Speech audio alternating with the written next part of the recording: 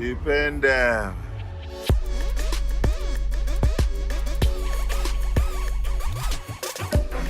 $5,000. Don't play yourself. I first heard about Ramon Abbas when he was arrested. It was a pretty big international news story. He was arrested in Dubai, and he was very quickly extradited to the US. Ramon Abbas, also known as Hushpuppi, was responsible for a number of business email compromise scams. But what he was most known for was being an Instagram influencer. He built a following of millions of people, and it was always very mysterious where his money actually came from. According to the affidavit, he was charged with $30 million worth of fraud. Hushpuppi is the #1 Yahoo boy in Nigeria. He's a role model to every Yahoo boy in Nigeria. There are ways to look at Hushpuppi not as some kind of hero, but you can respect some of the things that he did and the way that he thrived in our current online social media ecosystem.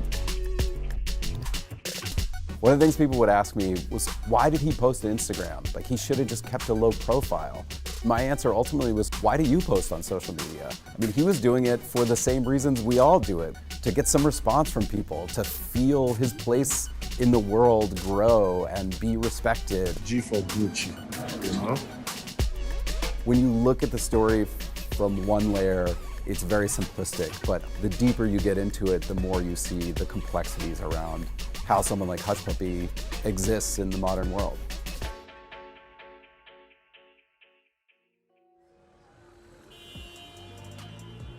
Ramon grew up in a neighborhood of Lagos called Oron Shoki. It's a bit of a hardscrabble neighborhood. His father drove a taxi, his mother sold bread and other foods on the street. By his own account, he always looked to sort of the ritzier areas of Lagos as a kind of dreamer, and he wanted to have more for himself. Today we have an exclusive inside look at the internet scam that has been sweeping this country, based out of Nigeria. When the internet arrived, late 90s, early 2000s, in places like Ramon Abbas's neighborhood, people would go down to the internet cafe. And one of the things that Nigerians discovered when they logged on was that oftentimes there was sort of a reputation that preceded them online. They were already viewed as being scammers because of the 419 scams of the 80s and 90s, which were basically either phone or fax or letter scams. This coincided as well with more difficult economic times within Nigeria, fewer job prospects, and so there was a community who sort of embraced that label, who decided, okay, I will figure out how to make money online, I will figure out how to take advantage of people, and they're actually incredibly innovative. It started, as it almost always does, with an email. There was a community of young boys who became known as Yahoo boys based on the free email accounts that were available for this type of scamming. I spoke to a criminologist in Nigeria, Adedeji, who he spent a lot of time with Yahoo boys, and he actually lived for a time among them to study them, to understand their motivations, to understand their techniques, to see what became of them over time, and he knew a lot of the same people in Ramon's circle. I had a very good relationship with them because I saw them as human beings.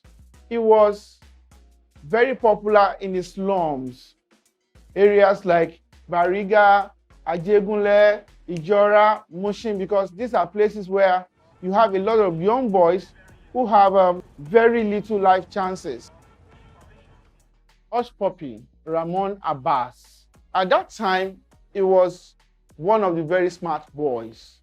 He went very far. He met a lot of people who could help him improve on the skills of cybercrime, knowing that the kind of cybercrime we had in Nigeria in the early days was close to the 419, the letter scam.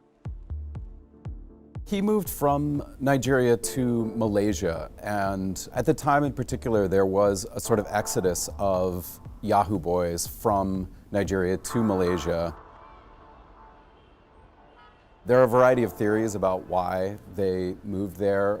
the possibility that it was a little more lax, that the Nigerian government was paying a little more attention at that time, also because there was more sophisticated internet architecture there in terms of how you could hide the location that your requests were coming from. He moved closer to where he could have access to all of the tools. He wanted more information than what every other person had, and that was why he became what most of them did not become. It seems like he was connected to several different flavors of scams, one of which was business email compromise, which is the most lucrative internet scam that exists. Well, today, one of the largest scams attacking end users is called the business email compromise. The business email compromise seems really, really sophisticated. And during my career, I've dealt with hundreds of these incidents. The bad guys are able to compromise an email account of a business. Could be a small business, could be a large business, and it involves financial transactions.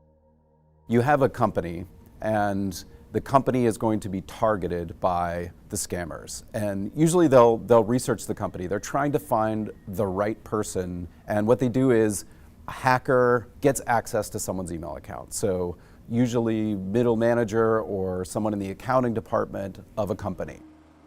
Once they're in the email, they don't actually do anything. They just sit there and they wait. And they watch the flow of email in and out. And when they see invoices, that's what they're looking for. When an invoice comes in, they might spoof the email of the sender of the invoice, mock up a fake invoice that looks exactly like the one that just came in, and then send a follow-up email saying, this was not the correct bank account information, this is the new bank. So if the financial department is not looking carefully, then they are prone to sending the money right out the door. That's essentially what BEC scams are. Someone asked for this money who's not the right person, and you sent them millions of dollars. Spend 20,000 you, okay? 20,000. I just spent 20,000. Ramon had picked up the handle Hushpuppi in, I think, 2012. But it was really when he got to Malaysia that he started posting photos, mostly of himself.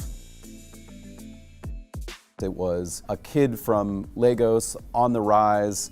Here are the luxury brands that I'm now consuming. And he started mixing that with a kind of self-help mantras and a sort of prosperity gospel, you know, the hustle. His followers started sort of ticking up over time. And then Hushpuppi began a friendship with Momfa, who's a very, very well-known influencer in Nigeria. And Momfa lived in Dubai. That seems like the time when he started to see that there was another level of opulence. There was another tier of lifestyle that he could be living. And so he packed up for Malaysia, moved himself to Dubai.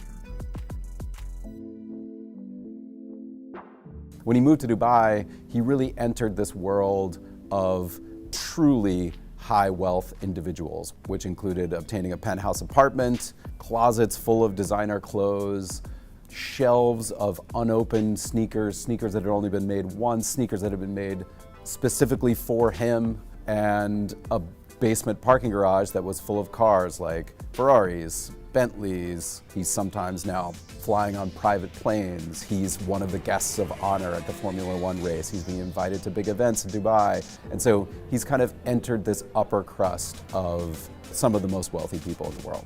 Everything you want to talk about now, Hushpuppi. Yeah, Hushpuppi do this, Hushpuppi do that. You shall leave me alone. Talk about yourself. The difference between Hushpuppi and the other Yahoo boys is the fact that he went international. Then he went to the social media to show off all of these things. But as per recklessness, they are all reckless.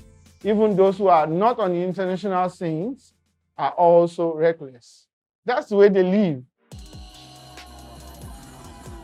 So Hushpuppi's 37th birthday, it was all kind of, at that moment, it felt like it was really coming together for Hushpuppi. And he posted about that. He posted about how far he had come. While that birthday celebration was happening, the sort of seeds of Hushpuppi's downfall had already kind of been sown. Well, he made the cardinal sin in organized crime. He flaunted his wealth. He brought a lot of attention to himself. He made himself appear to be a national hero. But when you are out there and you are flaunting all of this information, there's so much open source intelligence that he was just providing about himself. The FBI arrested a Canadian money launderer, and his name was Ghalib Al-Amari. When they arrested Al-Amari, he had a phone on him in which there were contacts for Hushpuppi, and there were message exchanges with Hushpuppi. What they came to believe was that Al-Amari and Hushpuppi were sort of part of a loosely networked group of people who were committing BEC scams and moving the money around the world. Oftentimes, there would be hackers who would hack into the email accounts, and the FBI later concluded these were North Korean state-sponsored hackers who had actually committed billions of dollars worth of crime around the world over the past 10 years. Al-Amari would connect up with Hushpuppi, ask him if he had any bank accounts, and when a big BE score was about to happen, Hushpuppi would provide a bank account that could receive millions of dollars that were about to be transferred out of a company. The crimes that they were accused of included the large-scale hacking of a bank in Malta for $13 million, a BEC scam on an American law firm for just under $1 million. The biggest one was an attempted BEC scam on 2 UK companies, both of which were for around $100 million, and one of which was an English Premier League football team. In early June, June 8th, Hushpuppi was asleep upstairs on the second floor of his apartment.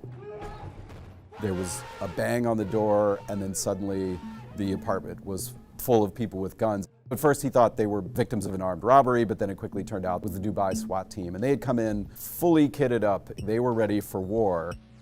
He was whisked onto a plane within, I think, 24 to 48 hours and sent to the US. If you are to classify Hushpuppi, how would you classify him? Busted. I give a lot of credit to the FBI agents who arrested Hushpuppi, but we are not going to arrest our way out of this problem.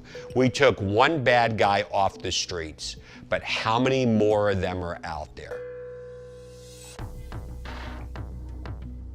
I think even though we believe Mr. Abbas is a major player in this, he's only a bit player in the entire infrastructure of the complete organization.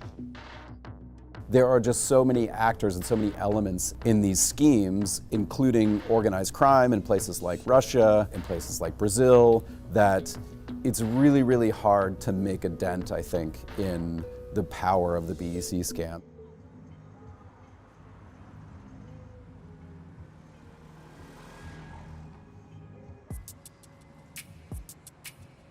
To me, one of the tragedies of this whole situation is that because of the reputation of scamming in Nigeria, law enforcement there, particularly with the Special Anti-Robbery Squad, they ended up using scammers and Yahoo boys as just a pretext.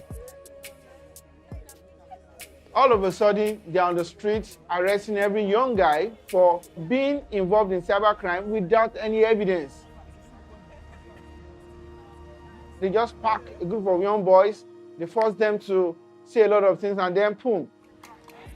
It became one of the reasons why we had what we had in Nigeria last year. For weeks now, there have been demonstrations against police brutality across Africa's most populous country. Protesters accuse the now disbanded Special Anti-Robbery Squad, or SARS, of torture. They've been notorious for extrajudicial killings and harassment, especially of young Nigerians.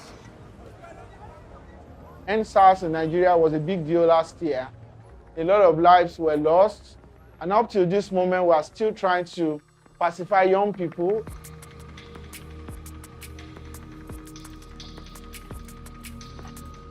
Cybercrime is not a problem of Nigeria or for Nigeria. It's a problem from every part of the world.